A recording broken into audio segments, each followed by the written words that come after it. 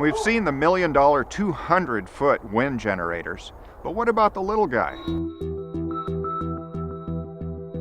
Well, here's the solution. Put up your own vertical wind generators. They're cost-effective, and with the right program incentives in wind, they could pay for themselves in as little as 3 years.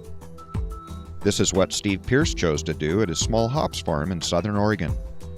I wanted to augment my power here on the farm, and I looked at solar, and it was pretty expensive to set up. And wind power gets lots of wind here in the winter, so I thought wind might be the way to go. What did they cost to install? Well, they're under $10,000 each. So I mean, even I'm a retired school teacher, I can afford that. So it's a really good cost with the tax incentives. We were able to afford them. Well, congratulations on a successful project.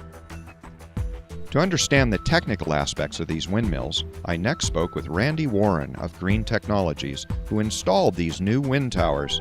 These spires will turn under what speed of wind? Well, they'll start at 2 miles an hour turning, and the actual generator kicks in at 8 miles an hour, and they've been tested in 120 mile an hour wind tunnels. Generally speaking, what's a payback period? We're seeing payback periods anywhere from 2 to 5 to at the most 6 years, because at 6 years I'm suggesting people don't put them in. You have to have wind to make it work. With the incentives and with some wind, you've got a good product. Is the manufacturer of this company in the United States? Yes, that's Mariah Wind, and they're in Michigan. They actually took over a couple of failed automotive plants. The whole unit is made in the United States, and it's all made with recyclable materials.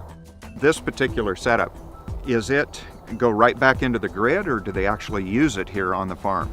Well, it's tied back into the grid. It goes right into your electric panel, back into a 20 amp breaker, and any electricity that they won't be using will then turn the meter backwards, and we go into the net metering contract.